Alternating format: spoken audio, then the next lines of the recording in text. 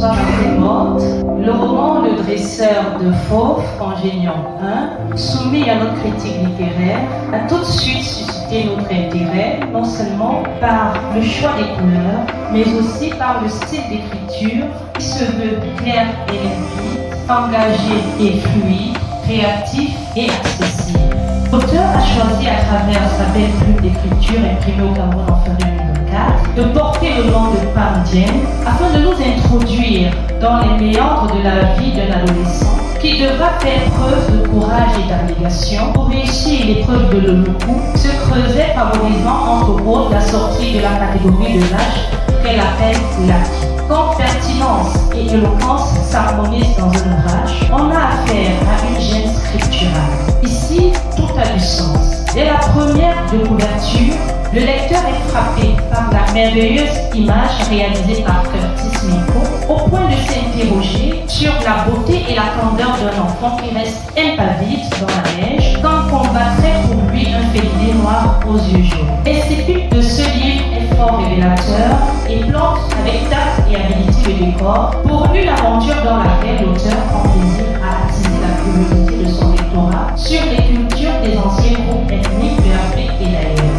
Elle nous situe à la première époque, à l'ère des Blancs, avec une meilleure compréhension des tétras de la vastitude. L'intrigue est haletante et met en relief le personnage principal, Ingun de Renaud, coaché par sa sœur Gisaba, puis accompagné par son fidèle ami Oku, le fameux point noir, dressé par lui avec un. À ce niveau, notre romancière a su faire sien les propos de Claude Roy dans La main heureuse, et dit, je cite, avec l'amour, l'amitié et la fraternité d'action, l'art est le plus court chemin d'un homme à un autre.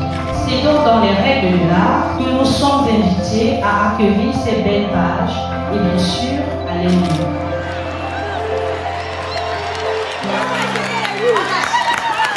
Je voudrais avoir des applaudissements dignes de cette dame, s'il vous plaît.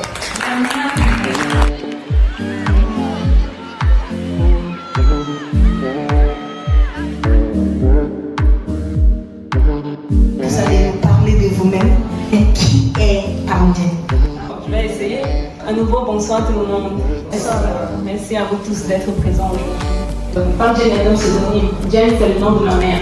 Donc c'est un hommage à elle pour qu'elle sache qu'elle me suit partout. Depuis que j'ai demandé avec ma première histoire à 9 ans, et ça ne voulait pas très haut, mais bon, il y avait déjà des intentions. J'ai grandi avec les livres, j'ai grandi avec les romans, j'ai grandi d'abord avec les bandes dessinées. À une époque, je voulais lire 6 livres par mois. Oui, aujourd'hui, la vie m'a rattrapé, je dois travailler.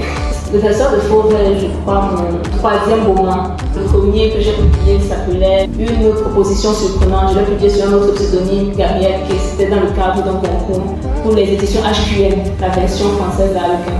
Le second, c'est Les Sœurs de cœur, qui est une trilogie. Je n'ai sorti que le premier tome pour l'instant. Et j'ai eu fait une séance ici d'ailleurs pour Les Sœurs de cœur il y a 2 ans. Et Le dresseur de fauves est le 3e. En fait, je travaille sur le projet Congéniant depuis 8 ans. Depuis 8 ans, oui, je travaille sur le projet Congéniant depuis 8 ans. Je fais donc des recherches sur les cultures du monde, sur la géographie. Je vais devenir une géographe si ça continue. Parce que vraiment, je fais des recherches sur le climat, parce que chaque continent doit avoir un climat différent et des cultures différentes et des systèmes de valeurs différents tout en étant similaires. C'est donc censé couvrir 400 années. Je vais voir justement la portion. Et donc ce sera par époque. Chaque époque aura donc effectivement des tomes. Tome 2, oui, il est déjà en chantier, il est déjà en écriture. Il n'est pas terminé, mais il est déjà en train de l'écrire. Donc j'espère le sortir l'année prochaine. ça c'est une très bonne nouvelle. Bon, en regardant la première de couverture, je vois un garçon noir de peau, mais entouré de neige. C'est un peu contradictoire. Et vous avez pensé à ça comment? Quelle est l'information que vous voulez passer par ça? Bon, l'avantage du monde fantastique, c'est qu'on peut en jouer. On peut décider de certaines choses. Bon, pas de tout évidemment, mais on peut décider de certaines choses. Dans ce monde-ci, eh bien, les races ne sont pas les mêmes que les nôtres. Ce n'est pas une question de couleur de peau. Du coup, je voulais créer une notion de racisme différente, oui, qui n'est pas basée sur la couleur de peau comme dans notre monde d'amis. Ça me paraissait amusant. Donc, les tétras sont rangés plus par clan. J'avais envie d'ouvrir l'horizon pour moi-même déjà et pour créer aussi une forme de curiosité. Pour que d'autres personnes aussi, en entendant parler de leur culture dans un livre quelque part, ils ressentent cette joie qu'on a ressenti ce jour-là au cinéma, en entendant plus ici Cameroun. Est-ce que vous pouvez élaborer davantage sur les thèmes que vous avez évoqués dans le livre? En lisant, n'est-ce pas, je retrouve un peu d'initiation, il y a de la tradition, il y a un peu d'amour familial, il y a un peu de haine. Est-ce que ces thèmes étaient choisis intentionnellement ou bien ça venait juste pendant l'écriture? Déjà, je n'écris jamais sur des principes. La plupart du temps, je parle toujours des personnages. Donc, même si j'ai quelque chose que je veux évoquer, quelque chose, c'est toujours le personnage qui doit le porter, c'est toujours l'histoire d'une personne. Je crois que c'est plus parlant. Quand on a un personnage fort, il peut porter à peu près n'importe quoi. Donc, je parle toujours des personnages. Maintenant, les notions, forcément, elles sont c'est un peu personnel. Les notions de fraternité, ce qui est de la haine dont vous parlez, bon, j'imagine qu'il s'agit de cette autarcie dans laquelle les personnages ont vécu de la part du village. J'aime bien l'idée d'un dépassement de soi, partir sur des circonstances négatives, vous voyez.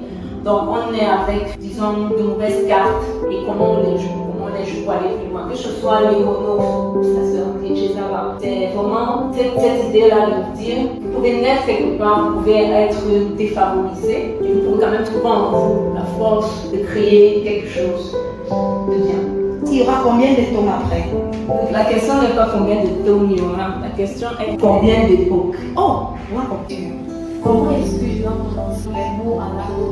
Je ne savais pas si je devais utiliser le ton bamileke, le français ou bien le pidgin ou bien l'anglais, le nom du garçon, le nom de sa sœur.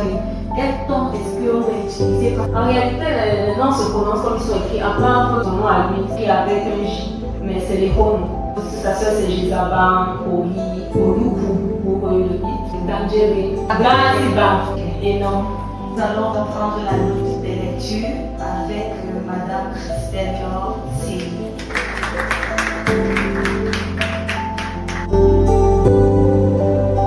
L'auteur fait virevolter nos cœurs tout au long de ses écrits. Une odyssée à la fois nobiliaire et patibulaire qu'on n'a pas envie de terminer par la lecture de cet édifiant ouvrage. On est porté par le désir de relever les défis, bien plus. On se sent membre à part entière ou acteur d'une série aussi intéressante que 24 Chrono ou Black Panthers dans Wakanda. Vous conviendrez avec moi, chers lecteurs et sans doute chers auteurs, que le tome 2 est impatiemment attendu.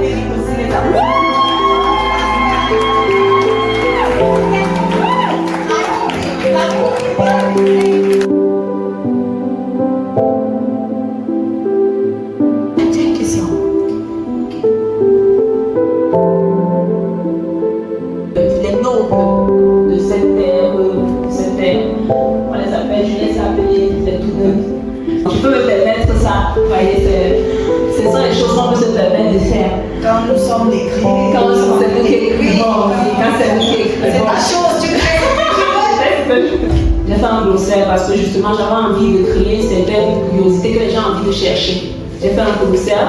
Donc derrière par exemple, il y a énorme qui sont les lignes de vie, tu vois, sur le personnage. Donc sur le personnage principal, tu vas voir qu'il y a des lignes bleues sur sa peau. C'est comme ça qu'ils sont tous sous tétra. Et ces lignes bleues là, on les appelle les énormes. Et en ballet, ça veut dire la route. Voilà. Donc je me suis permis ce genre de choses, mais sinon, c'est il y a beaucoup de mots que j'ai créés.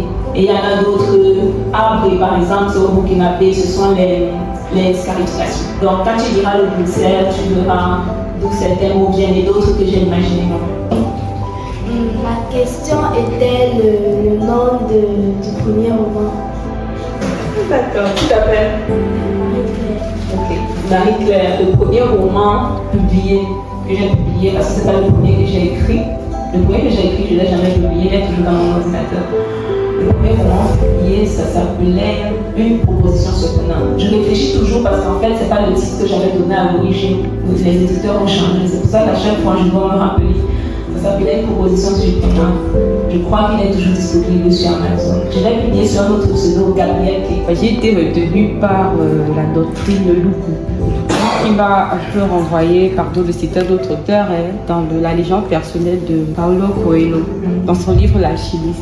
Alors j'aimerais savoir, dans ce livre qui est plutôt fantastique, le Luku que vous invitez peut-être les lecteurs comme nous à suivre. Est-ce que dans ce livre, on va facilement se retrouver dans notre réalité? Parce qu'effectivement, si on est dans la fiction, nous avons des avatars, les Jack Bauer et tout. Est-ce que dans tout ce monde imaginaire, fantastique et tout, est-ce que facilement, si par exemple, effectivement, comme la dame l'a dit, si un enfant de 9 ans achète le livre, est-ce qu'il va facilement se retrouver? 9 ans, c'est peut-être le jeu. Mais sinon, oui, personnellement, quand j'écris, j'ai tendance à me demander si effectivement les gens vont se retrouver. Parce que ça fait sens pour moi, mais c'est parce que je sais ce que je veux dire. Donc j'utilise toujours un panel, je fais lire d'autres personnes et je recueille les avis. Et là où c'est flou, j'essaye d'améliorer. Donc ce sont les gens qui ont lu qui peuvent me dire s'ils se sont retrouvés. Surtout au niveau où il impose les mains pour dire les dieux vont avec vous là. Je me retrouve. Je suis camerounais, je vois ça dans les villages, je me retrouve là. Donc en fait, pour s'appuyer, le Luku est un rite de passage. C'est un rite que les adolescents passent à partir de 13 ans, qui vous permet d'aller à la rencontre de votre guide, je dirais guide spirituel, disons ça comme ça. Donc il change par rapport aux zones. Il n'est pas le même partout. Même s'il est lié partout, il n'est pas le même partout. Parce qu'il est lié essentiellement au monde où vous vivez, donc à la nature dans laquelle vous vivez. Entre de la même aventure avec un héros qui rencontre des obstacles et comment il s'en sort, et d'autres verront plus loin, certaines profondeurs psychologiques, d'autres profondeurs à la limite anthropologique. Donc j'aime cette idée-là. J'aime l'idée que pour moi, un roman doit d'abord être divertissant. Et quand c'est divertissant, ça marche, ça fait que même si vous avez un message profond, que la personne, tout le monde ne comprend pas la profondeur du message, au moins il y aura des gens qui vont lire et se divertir, tout simplement. Ma préoccupation, c'est que lorsqu'on écrit un roman et on dit peut-être 2 tomes, le deuxième tome peut être la suite du roman ou bien ça peut être une autre aventure. C'est une très bonne question. C'est une très bonne question parce que rien ne m'oblige à continuer là où je me suis arrêtée. Mais ne pas faire ça aujourd'hui. Ma propre mère m'a pratiquement menacée pour la suite. Donc le tome qui suivra sera la suite directe. Mais c'est vrai qu'il n'y a pas d'obligation. Surtout dans un roman où, par exemple, l'histoire se passe dans plusieurs lieux. Donc si jamais tu as écrit un roman comme ça, donc tu écris un roman sur plusieurs lieux, sur plusieurs époques, rien ne t'oblige à faire en sorte que le deuxième tome soit exactement le premier. Ça permet de bien balader les gens, c'est très amusant. Donc tu peux très bien finir un premier tome et après un deuxième tome qui se passe dans le passé, dans le futur, dans un autre endroit.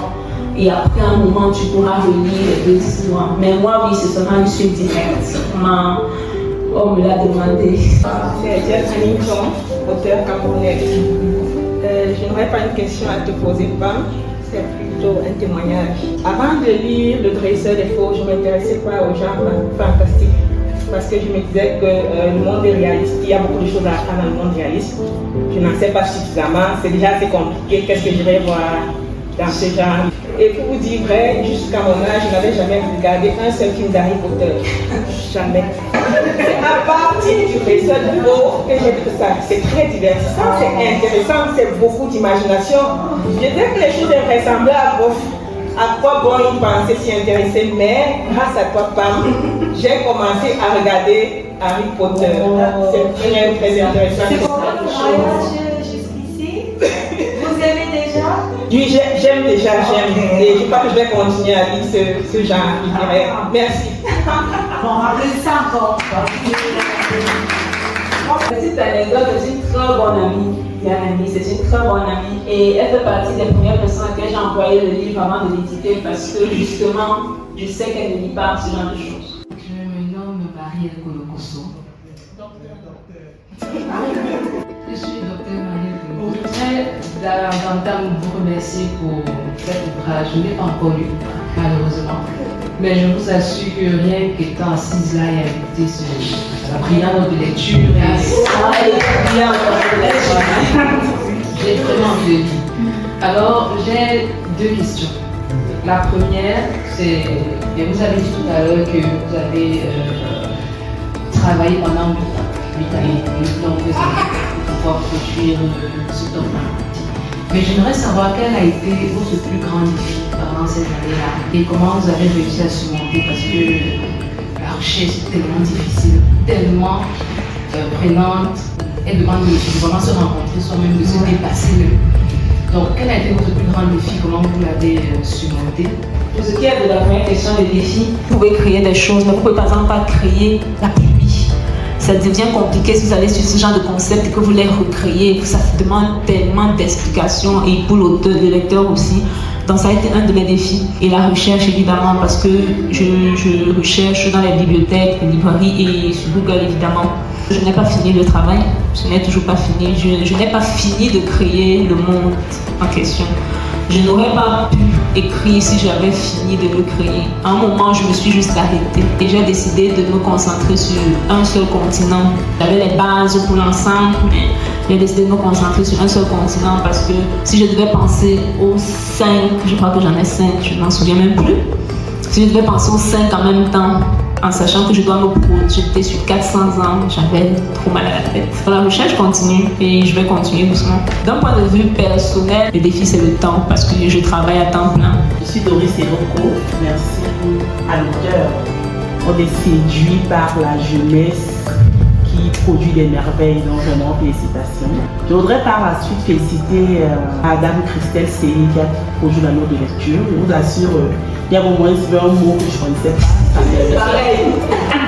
Ça m'interpelle. Est-ce que je lis vraiment? Donc réellement, son niveau de français est à féliciter. Si on peut applaudir pour ça.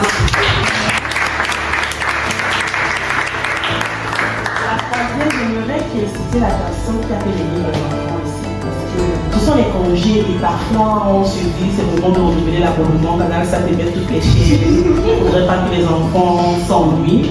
Alors que l'auteur a bien précisé, c'est à 9 ans qu'elle a écrit son premier ouvrage. Donc, amener les enfants à un événement comme celui-ci, peut-être ne comprendront pas le contenu de manière spécifique, mais c'est déjà leur aiguiser en un appétit de l'écriture et de la lecture.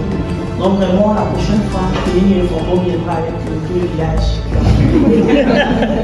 Et pourquoi ne pas avoir une version simplifiée de chacun des ouvrages que nous écrivons pour que les enfants puissent se retrouver et puissent partager avec nous, lire avec nous et pouvoir s'intéresser davantage à ce que nous faisons.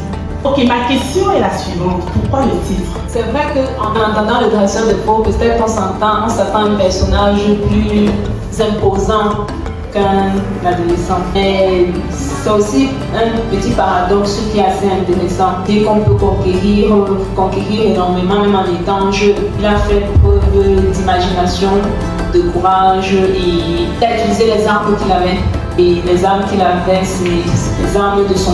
Bon, ils appellent ça ici le second monde, à savoir son esprit. Pour être un dresseur de faux, il a fait appel à d'autres armes que la force physique.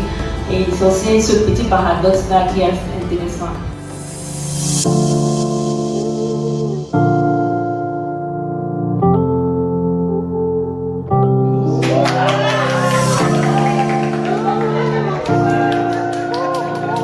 Merci beaucoup pour ce moment.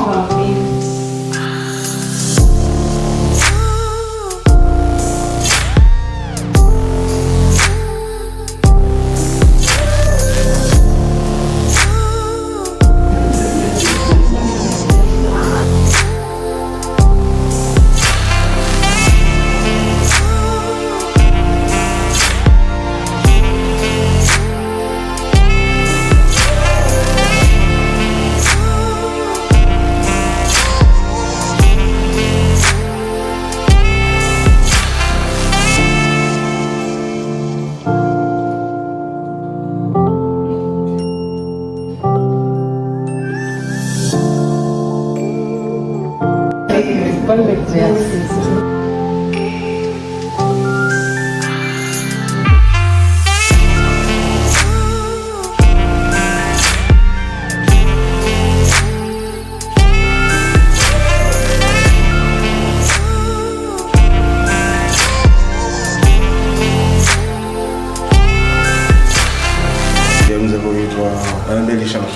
surtout à une belle présentation de l'autrice par rapport à son œuvre. Et il faut noter que c'est toujours agréable, moi de ma position de critique littéraire, d'entendre des auteurs qui savent parler de leurs livres. C'est quelque chose de particulier. Et surtout qui nous donne des perspectives d'écriture. Et quand le livre en fait est un projet, c'est encore plus intéressant. Donc là, nous avons passé 2 belles heures avec le dresseur de faux. Et je peux vous garantir, pour avoir lu le livre longtemps à l'avance, c'était une expérience unique. Nous avons un livre qui nous permet de repartir aux sources de quelque chose, de retrouver l'âme de l'humanité et en fait de reconstruire le monde sur de meilleures bases. Dans tout ce qu'elle nous a vu, ça inspire beaucoup plus de gens qui étaient là ce soir. Au vu de ce qui a été présenté, nous avons suivi une très belle note de lecture. J'avoue que la note de lecture donne comme ça envie de se plonger tout de suite dans l'ouvrage. Je dois dire que je ne suis pas très fan de lecture après avoir écouté celle qui a produit la note de lecture et l'auteur. J'ai très envie de me jeter tout de suite comme ça dans l'ouvrage. Je suis très heureuse de venir aujourd'hui pour la séance dédicace du livre sur le monde d'Anne Paris-Jen. Et encore plus émue parce que c'est la deuxième dédicace à laquelle j'assiste. Et je ne sais pas si je suis très objective parce que j'ai un lien très particulier avec l'auteur qui a toujours baigné dans l'univers du livre et qui a toujours tenu un livre depuis que nous sommes enfants, depuis que je la connais en fait. Dès qu'elle a su lire, je pense qu'elle a toujours tenu à avoir un livre dans les mains et je lui souhaite vraiment beaucoup de courage dans cette carrière qu'elle a choisie. Et nul doute que la réouverture générale de l'Institut va nous faire ça fait plaisir. En tout cas, merci encore à Pam Dien pour son livre et à l'Institut pour continuer de nous donner des apprentis du livre aussi intéressants dans un cadre encore plus confortable pour le départ. L'après-midi du livre, une fois de plus, ça a été incroyable. Les gens sont venus en nombre et j'ai beaucoup apprécié cette rencontre avec les lecteurs. Comme toujours, je suis nerveuse quand je dois présenter un de mes romans, mais il y avait de la curiosité aussi. Ça s'est passé au-delà de mes espérances. Les gens étaient très sensibles au thème que j'aborde et j'espère qu'ils me suivront dans la suite de l'aventure qu'est Pangignon. Merci encore à l'Institut Godfrey.